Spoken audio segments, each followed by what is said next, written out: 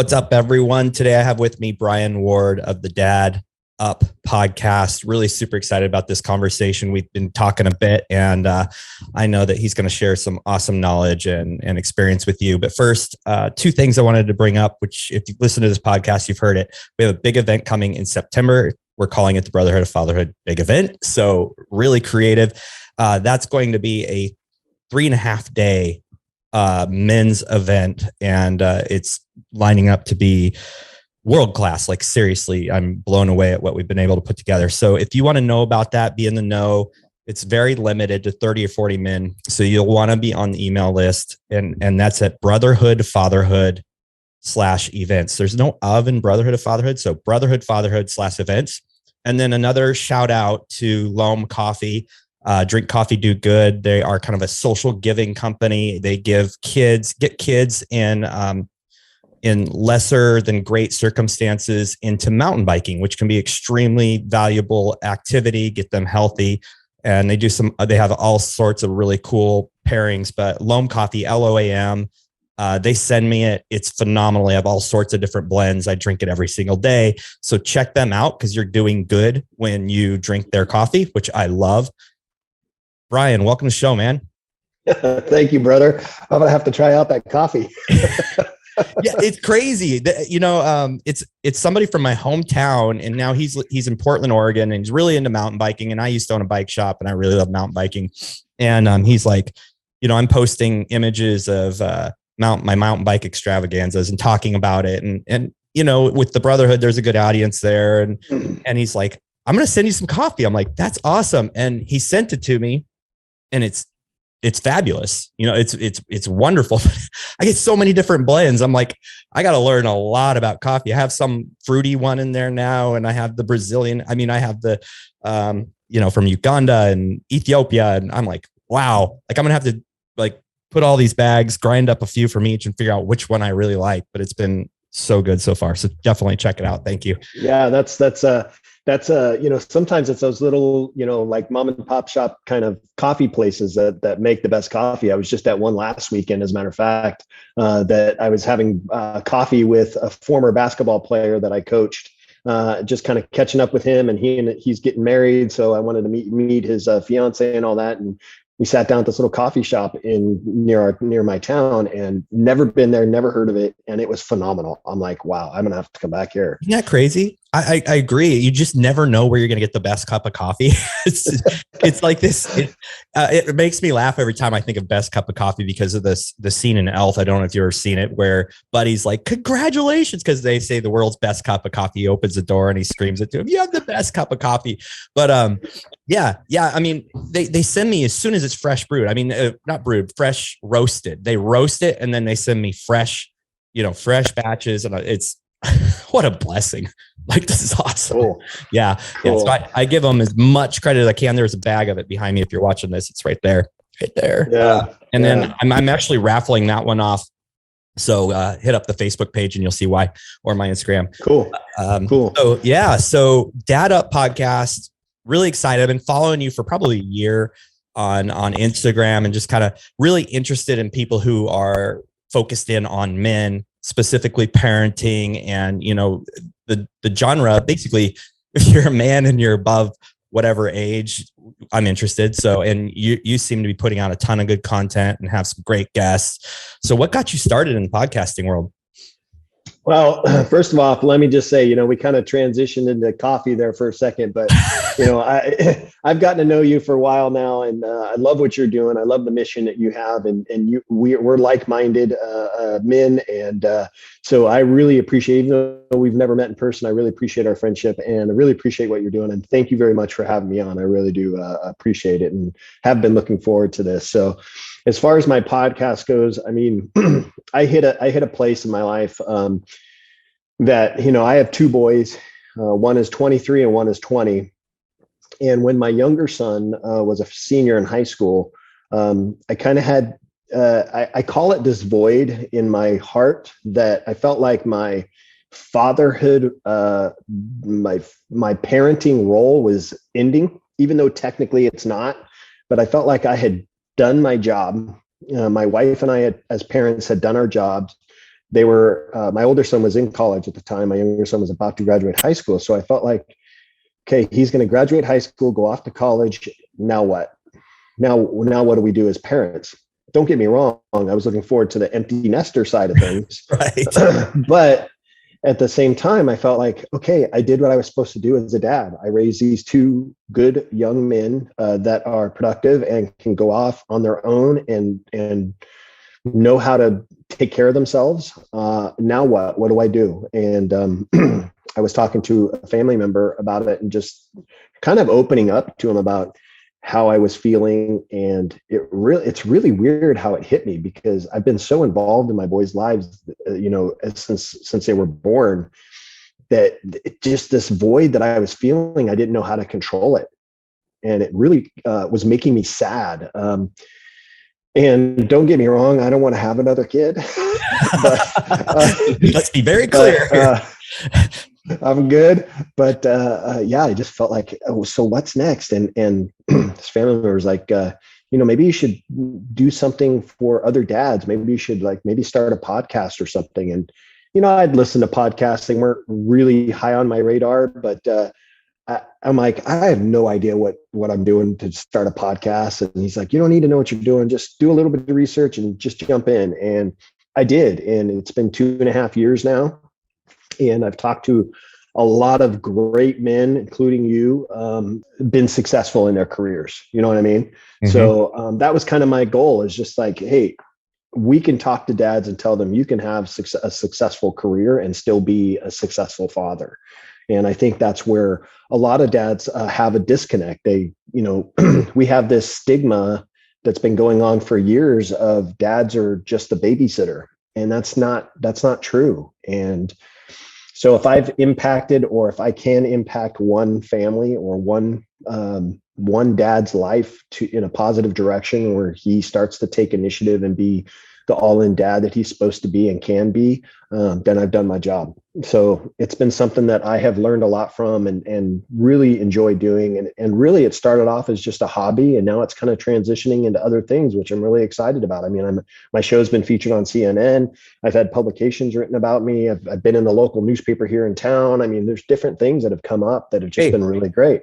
You've been nominated for a podcast award this year. Is it the Spark? Yeah. So the Spark Media. So I'm been nominated for that, which is great. I voted, by the way. Thank you very much. Thank you. So yeah, I mean, who knows what's going to come of it? I was on another podcast last night, and they were asking me, well, don't you want to monetize the show? And I said, well, I do. And hopefully that ends up happening. But that's not really why I jumped in it. I jumped in it just to help men. And if more comes of it, great. I'm in the kind of at the beginning stages of writing a book. And I mean, there's different things that are going on, which have been really great for me. So, well, I love your story. There's multiple aspects I kind of want to go down right now. But let's start with this question of monetization, because I think it's a really important thing for people to understand who are listening to podcasts, is that not everybody is doing it for money. Like I didn't start it for money. I started it because I wanted to have an impact, just like you. I want to have, and there's a little bit of I'm fulfilling my purpose in life. This is something that I am driven to do. And I kind of feel that with you too. Obviously your story leads to that. But what I love about this podcasting thing is we're here to get a narrative out, to get to make a difference. And it's okay if money follows. It's okay. But really what I've seen is I didn't go searching for somebody to send me coffee every week. I didn't go searching for somebody to send me signs and do all these things. We just do what we do, and those things follow. And the book thing, that sounds awesome. Can't wait till that happens, because then we're going to have another conversation and we'll talk about that. And this impact, this idea of your life doesn't end when your kids leave. Right. And your mission and your impact on the world doesn't end when you get that empty nest. And I love that you took hold of something you had no clue how to do, did some research and stepped into it. But let's talk about this career thing, because this is such a big deal. It's really what got me really focused in about 10 years after I made that error of putting it all into a career and really not being a good father.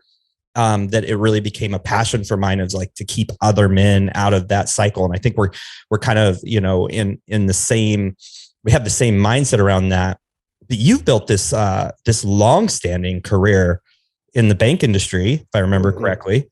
And I mean, like, look, climbing a ladder in a corporate banking world typically can lead to massive hours and really struggling with being with your family. So how did you do this? That's a great question. And it's something for me, I got out of high school, went into the Marine Corps, spent 4 years in the Marines. And then right as I got out of the Marines, I met my wife when I was in the Marines. And when I got out, we got married and started having a family right away. And pretty much right after the Marines is when I started my banking career. And for me, it was, I knew because of my own upbringing, my parents were blue collar workers and they were providing enough for my sister and I to, enough that we needed, the food, housing, clothing, all that kind of stuff. But there wasn't a lot of extra income coming into the family. And my parents worked long hours and I played a lot of sports in high school and stuff. And I can remember as a kid being in games and stuff and not having my parents in the stands because they had to work. And I knew at a very young age that when I had a family, when I had kids, that I wasn't going to be that way. I wanted to be there for my kids as much as possible. So when I got into this banking, when I took a career into the corporate world in banking, I wanted to have a job that could allow me the flexibility to be there for my kids. And I'll be honest, Scott, I've been in banking now, the same company for 25 years. And one thing that I made very clear to them up front was, listen, I do this stuff with my kids. I've coached just about every single sport that they've played since they were 4 years old, all the way up through high school.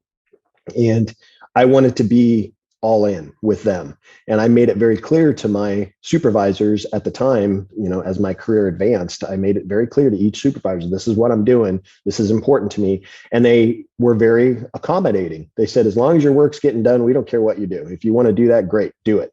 So I was able to do those things. My job allowed me to do that. Now that's not the case for everybody. I know everybody doesn't have that same situation, but you got to find kind of that balance. And for me, there were times when I had to leave at 2 o'clock or 3 o'clock to go make a game because I was the coach. But what I did is I took advantage of it by having less sleep. So I was getting into the office sometimes at 5 o'clock in the morning so I could leave at 2 o'clock or 3 o'clock so I could be at the game. So I made sacrifices to help find the balance between work and family. You're going to have to find that balance. So for me, my job's just been very flexible from that standpoint. And like I said earlier, it's not the same for everybody. I coaching high school sports, I see there are players on the teams of, parents that I've never met because they just can't be there. And it hurts me because when players are, when your child's playing in a game, they don't look up in the stands to see all the fans. They want to look up in the stands and see support. Tonight, I'm going to a basketball game to watch my nephew play, and he's playing in the playoffs. And I'm making that. I want to be there to support him. It's just family is just super important to me, and I'll do whatever I can to make sure I'm a part of it. Yeah, you spoke to that. Not every man can do this, right? But I think with the right mindset, you can get yourself to there. And you did something that I think is really pivotal.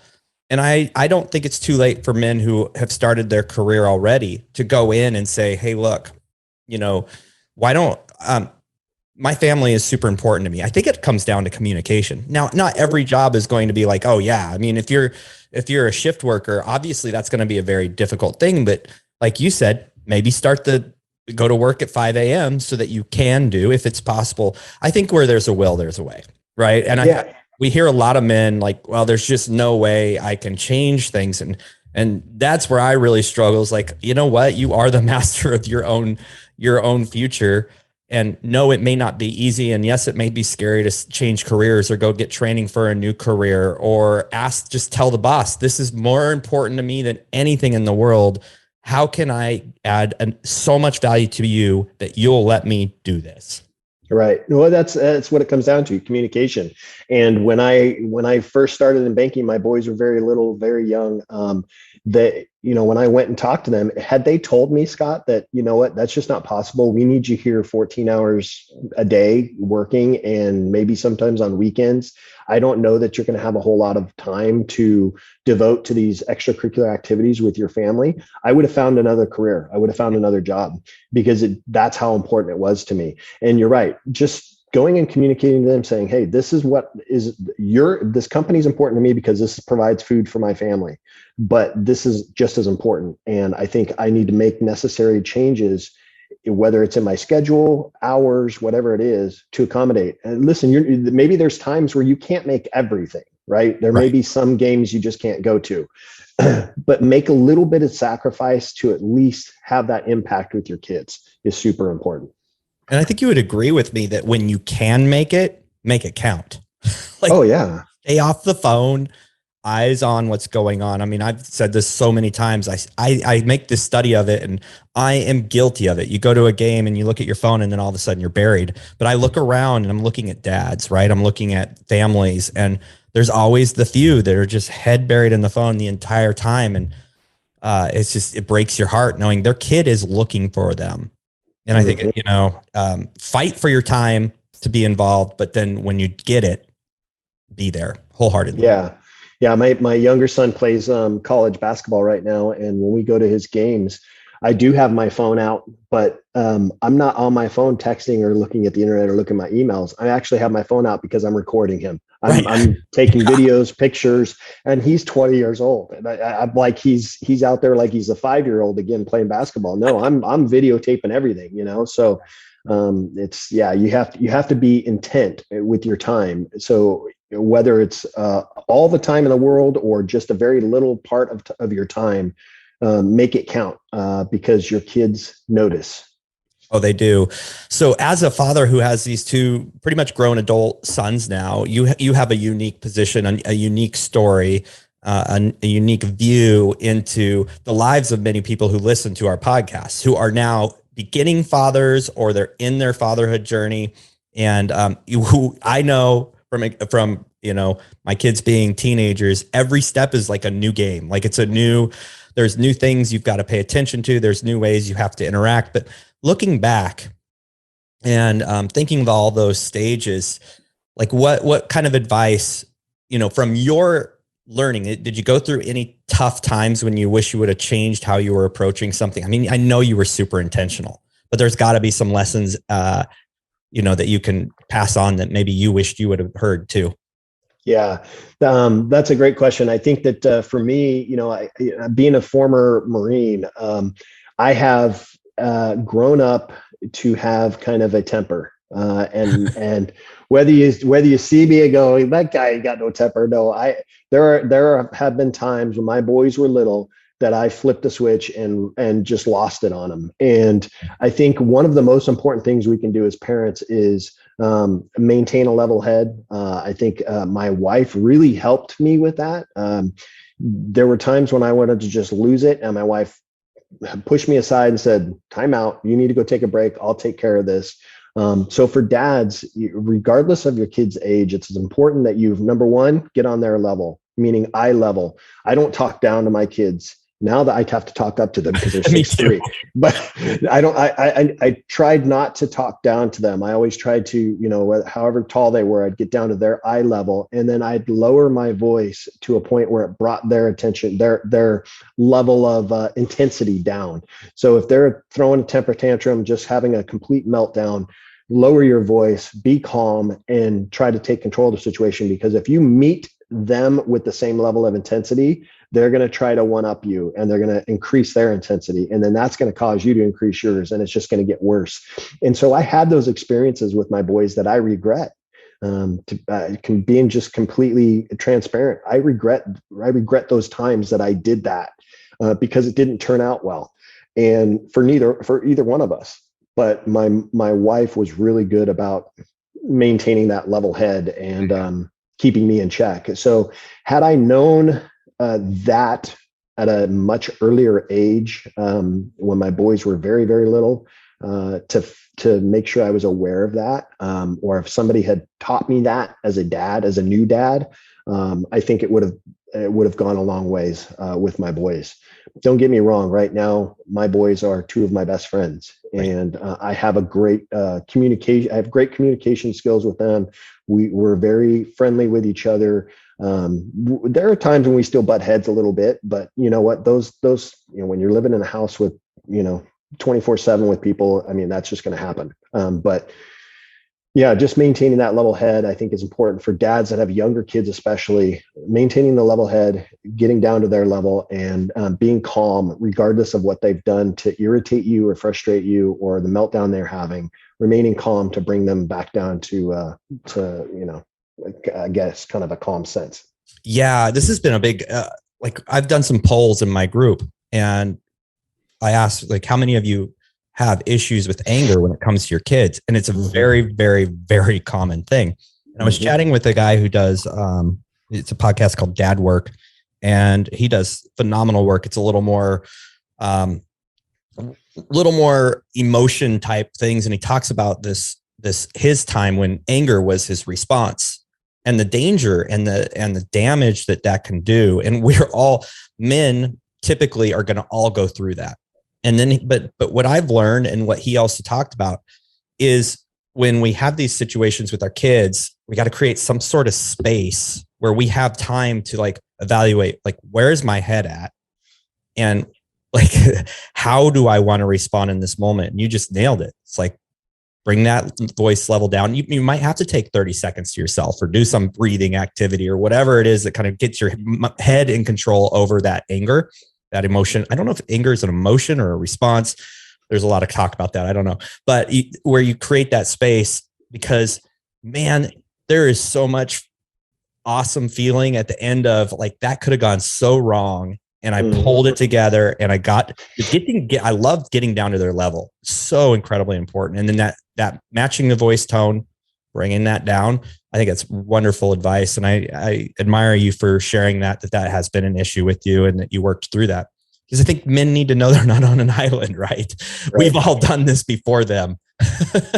Absolutely. I mean, don't get me wrong, Sad. There's still times when we, like I said, we butt heads. I mean, but they're grown men now. So I could butt heads a little bit more with them now than when they were 4 years old. But no, I mean, it's great. And because of our level of communication that we had with them, my wife included, the level of communication we had with them as they grew up really transitioned to just this great bond and friendship that we have now. And I'm a big believer in, you can be friends with your kids.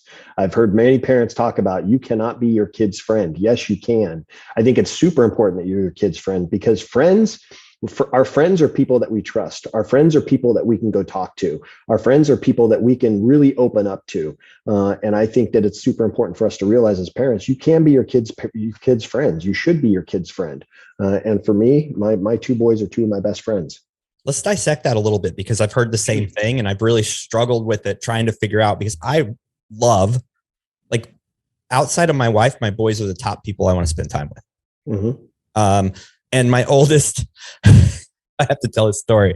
The other day, I'm so tired of Bryson coming and he's doing this thing, and we're walking, and she's quiet. This was just the other night. And I said, I do that, don't I? She's like, yep, it's exactly what you do. Dang it. And that's probably why I hate it so much. Anyway, that's a good thing to think about. If there's something your kid does that drives you nuts, do a little reflection in the mirror and be like, wonder where does that come from? Right. But yeah, this friendship thing, I want my son to tell other kids, my dad's awesome. I love spending time with him. Can friendship go wrong in your view with a parent and child? Yes. And what does that look like? Yeah, it can go wrong in the sense that I'm my kids' friends. They're my friend, and I would hope that they would say I'm their friend. But for a time there, especially those teenage years are the most challenging. Your kids don't want to be your friend. They think they know everything. They think the parents don't know anything, and they want to find really those teenage years is when they're trying to find their identity. They're trying to find out who they are. They want to be independent from mom and dad. And where it can go wrong is, listen, I tell my boys this all the time. I'm going to be there to support you. I'm going to have your back in good times and bad, but there's a level of respect. I'm going to give you respect, but you have to give me respect too.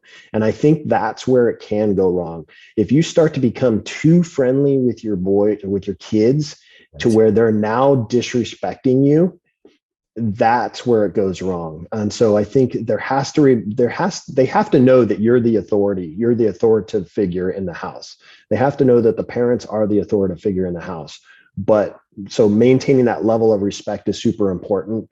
My boys know that I made the decision. My wife and I made decisions in our home, and they had to go by those decisions, whether they liked them or not. Doesn't mean that we're not their friends. They respected that. But you have to give your kids respect too. If you don't trust them, I had a parent to ask me the other day, just last week, it said, my child doesn't think I trust her. Now I don't have girls, so, but it's the same for boys. My child doesn't think I trust her. How do I assure her that I trust the things that she's doing? And I told her, first of all, you have to know who your kid's hanging out with, right? Mm-hmm. Super important. You have to know who your kid's friends are. And I also think it's important that you know who your kid's friends' parents are, because as you said, our kids are basically mirror images of us, right? So if you know your kids' friends' parents, and the parents are a complete mess, you know, outside of the home that kid's a complete mess. They may be, when little Johnny or little Becky comes over to you and says, "Hi, how you doing?" Yeah. And she's just a doll. And you're like, "Oh yeah, I love that my daughter's hanging out with her," or "I love that my son's hanging out with him." But he gets out of the house and he's away from adults and he's just a complete mess because you see who the parents are. So I think it's important that we know who the parents are. So I don't know why I just went off on that tangent, but it's good. It's really good. I'm so glad you did. I think it's incredibly important because we are the ones who can form these relationships and help guide them through. It's been difficult because my son's asked to go to people's homes and I'm like, I haven't met their parents. I'm sorry. Right. Like I'll do it. And if he says no, then I know he knows that I'm not going to like him. And that's the end of it. That's it. And then another thing you and I talked about in the podcast where I was on with you was creating a home environment and a family environment where other kids actually want to be. Right. And so how did you do that with your kids as they were growing up? Well, for my boys, they never wanted anybody to come over here for whatever reason. They always wanted to go over to somebody else's house. And I think it was just because they wanted that freedom. They didn't want to be under, supervision of mom and dad. They wanted the freedom to go off. But we always welcomed anybody into our home. As a matter of fact, in next weekend or the weekend after, we're having a couple of his college buddies that he plays basketball with. We're having them over for a barbecue, and we're going to have a barbecue. We always welcome our kids' friends into our home. Staying the night, if they had friends they wanted to come over and stay the night. Obviously, it's one of those things. I still have to know who the parents are. I still have to meet this kid. I still have to know who the parents are. But for the most part, that was never really an issue. I trusted my kids because I knew who they were hanging out with. I knew what they were doing, and I knew the parents of the kids that they were hanging out with. So I've always kind of had that trust with my kids. And I've told them as they grew up, I said, listen, I'll give you as much freedom as you want, as long as you don't break my trust. And they didn't. There were times that they messed up. Obviously, there's times that they messed up, but for the most part, they didn't. And so I allowed them that freedom. And that was one of the things that I told this parent. I said, just give them a little bit and let them know that, hey, I trust you. And just make sure you don't disrespect me or break my trust. Mm-hmm. And if they prove that they're not going to do that, then give them a little bit more, and then a little bit more, and then a little bit more until they're, pretty much on their own. So yeah, I mean, for me, it was, we did different activities, and then it doesn't have to be always over here. Sometimes we went out, we took my boys and their friends out somewhere and we did something together. So, yeah, I mean, those are important things. I did know parents that used to, whether they had a pool or they built different things in the backyard that were, you know what, my kids coming over here with their friends, so that way I can keep an eye on them. We weren't really about that. It was more about, hey, if you want your friends to come over, sure, let them come on over, and we'll have a good time. Yeah, I like your trust talk. I really, really do. The idea is hard for many parents because they intrinsically don't trust, but kids will pick up on that. I mean, they're so intuitive to that. And I think one thing that is so important is telling them exactly what trust looks like and what it doesn't look like. And there's no gray area. When you're here, this is what I expect for you I expect you to operate. If this is happening and it's not within our values as a family, I expect for you to let me know, and we'll bail you out. However, whatever that looks like, we will come up with a bailout plan. And those are opportunities to build trust. If you give me a call or a text that's encrypted saying like, I don't want to be here, it's not safe or whatever, that's an awesome building of trust. Now I'm trusting you. So, hey, look for opportunities where you need to bail out, or you can prove to me that you're making the right decisions. Until then, I'm going to trust you. And I think that's the thing that parents really, it's that there's a give and take that has to happen, but you got to communicate it. And I love that advice you gave to that mom. Yeah, no, I think what you brought up about a bailout, I think that's super important.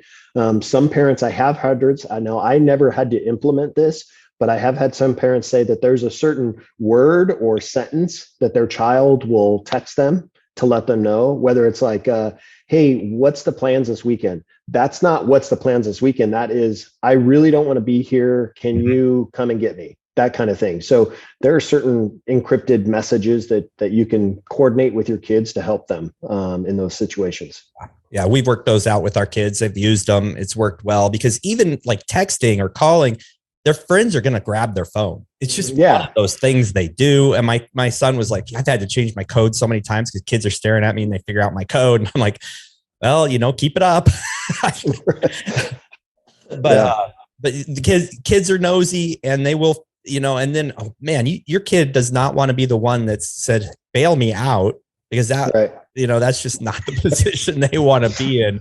Nor is it as a parent where you want your kid to be in, because there is a saving face, especially middle school and those crazy years when it is really hard to be friends with your kids. You got to really put some plans into play. Bryan, I really loved your insight as a father who has grown, successful grown young men. It's a real breath of fresh air. I commend you for what you're doing. And there's people following you, which means I can guarantee you've impacted at least one life. So, that mission, and hopefully that just carries on and grows, and yields great fruit. And I know what you're doing is important. I want to just lift you up and thank you. Tell guys how they can find you so they can follow you. Cause I want, look, this is an abundance mindset, guys. You can't just listen to one podcast. There's multitudes of us out here who have an amazing message. Circle through them, then you don't get bored. Right. Yeah. Right. No, I appreciate that. And you know what? They could look at us, I have the Dad Up podcast. You have the Brotherhood of Fatherhood podcast. I mean, they could look at us as, we're competitors, but we're not. Our mission's the same. We're here. And if it means we need to, tag team to get this world in a better place where families are in a much better position, then I'm all in. Right. But where people can find me is Dad Up Podcast on Instagram, Dad Up Podcast. I'm on everything. Dad Up Podcast on Twitter and LinkedIn, and Dad Up Podcast is not on LinkedIn. My name's on LinkedIn, but I'm on TikTok and then Facebook. Obviously, they can find me on Facebook, and then I also have Dad Up Tribe on Facebook, which is my group. Cool. Then obviously my website, Dad Up Tribe, is my website. And then, obviously Instagram, and then anywhere you find podcasts, and YouTube, Dad Up. So Dad Up Podcast. So it's awesome. I'd encourage everybody to search you out. We'll have all that information in the podcast notes, the YouTube notes, our Facebook and Instagram posts. We try to make sure it's very, very clear. You guys check out Bryan. He's doing good work. He's got great interviews, and we got to learn. We have to be on this eternal, lifelong mission to learn to be the best parents we can, because what we do, our kids will do better. And so if we can do really good, they're going to do fabulous with their kids. And then that's a generational legacy that you can't beat. So Bryan, thanks again for joining us. I really appreciate you, brother. Hey man, I appreciate you. Appreciate all the things you're doing. And I'm looking forward to continuing this friendship. Thank you very much for having me on. It's been a pleasure. Thank you. Thank you for listening to the Brotherhood of Fatherhood podcast. If you enjoyed the podcast, be sure to share it with your friends, your family, and follow us on social media. If you are a father, make sure you join our Facebook group, the Brotherhood of Fatherhood. Hit the subscribe button and tune in next time for more podcasts from the Brotherhood of Fatherhood.